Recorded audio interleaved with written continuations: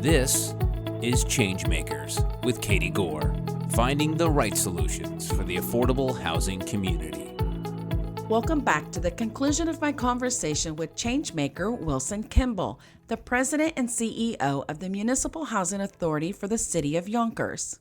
Wilson, I know April of 2020 may feel like a long time ago, but you were appointed President and CEO of Yonkers basically a month after the lockdown started.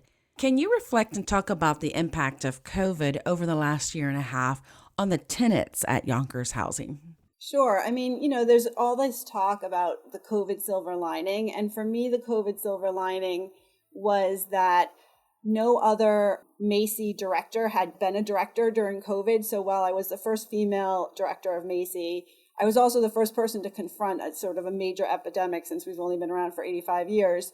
So all my nerves about coming into this new position and filling my predecessor's very large shoes were sort of put to the side because I could say, well, no one can compare me to anyone else because nobody has lived through this. So that was a COVID silver lining for me. But what I found by starting during COVID was that we needed to completely rethink the way even our headquarters operated. We started sending staff home, having them scan, giving them laptops, investing very heavily in technology.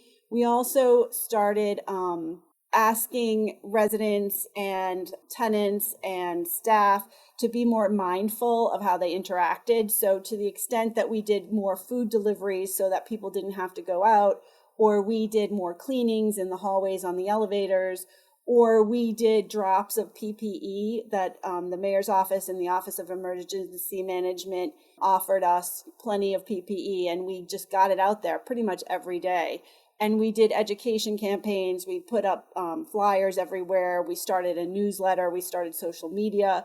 We started transitioning the tenants to something called Rent Cafe so they could pay their rent online and they did not have to come into the office or meet with people to go through their rent bills and whatnot.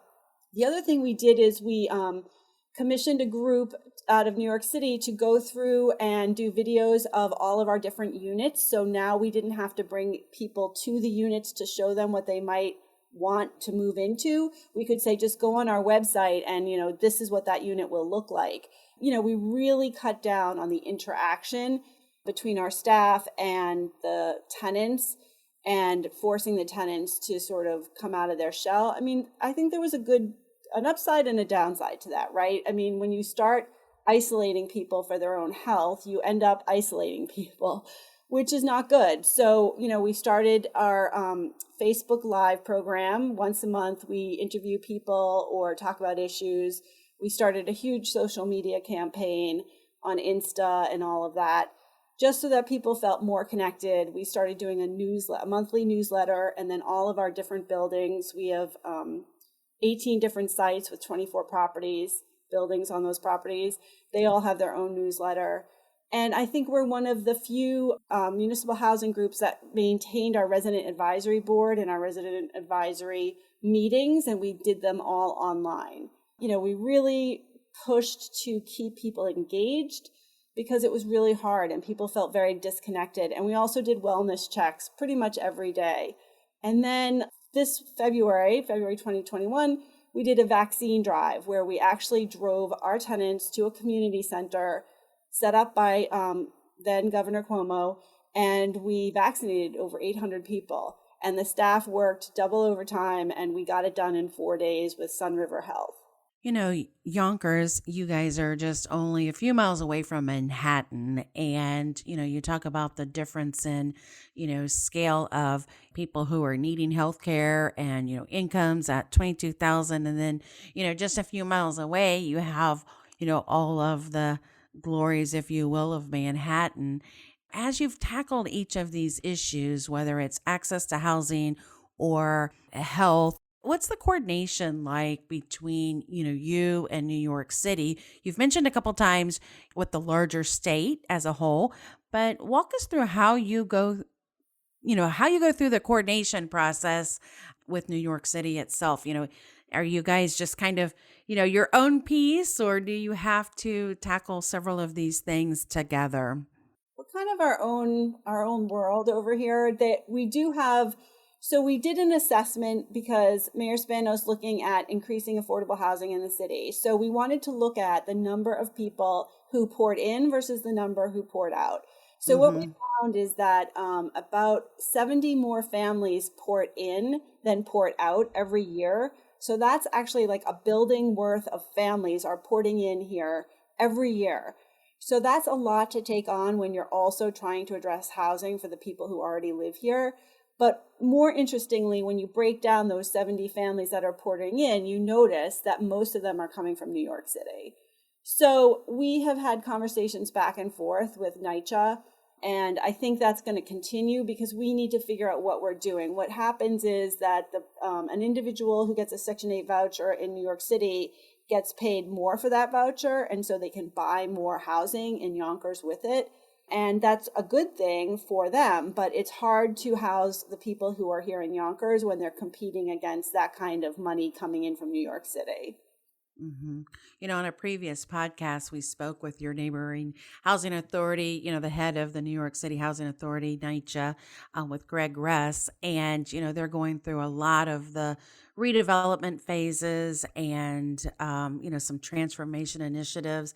And it's interesting that both your organizations are such, substantially large providers of affordable housing, but yet there's still so much need in both of your communities. How do you, as an agency, address some of that need? Is it just capitalizing on the construction initiatives and developments that you have going on? Or are there other, statewide initiatives that you guys are trying to tackle to address the need? Well, so I've partnered with many groups across the county. The Business Council of Westchester is one of them. And the County of Westchester did get about $200 million from federal funding. And so the Business Council asked us what we thought should be done with it. And I can tell you it's build affordable housing, but not just in Yonkers, throughout the county. And I think also the Westchester County Affordable Housing Needs Study of 2019 said something like we need 15,000 housing units for all of the affordable housing in the county. But if you break that down by actual need, you find that cities like Peekskill, Mount Vernon, and Yonkers have 42% of all of the disabled people in the county. And we need affordable housing for disabled people. And the reason it makes sense to put them in those communities is because that's where the social services are that afford those individuals the highest standard of living. Despite, whatever their challenges may be, they can get the best services in those communities. So I would say you really have to use statistics, and we can use technology to help us break down the exact need and pinpoint where we can make the most difference with those numbers. Like, how do we really get to the core of the need? The other thing is we partnered with Columbia, and they did a study about repurposing a lot of the sort of strip malls and large companies that used to be along the 287 corridor in White Plains. And so we showed them what we needed out of affordable housing, and they took that understanding of the service of affordable housing and applied it to those sort of former corporate office parks, whether it was General Mills or Reader's Digest or whatever was up there. And so we're willing to look beyond our borders to help provide affordable housing because it's actually an incredible need for throughout our country. And, we're acting locally, but thinking globally. I really like how you guys are taking solution design and, you're not just trying to kind of do the same approach, but you are partnering with, academia. You're, looking at the statistics and you're analyzing it and then saying, okay, where can we now, build a solution? And you guys are doing a phenomenal job here. Since you've come on board in Yonkers, as we close here, was there really anything that shocked you when you were coming into the housing authority, either good or bad? Well, I guess I would say I could not believe that despite the fact that we had so many properties, we weren't recycling, which sounds ridiculous, but it was like an oh wow moment. Yeah.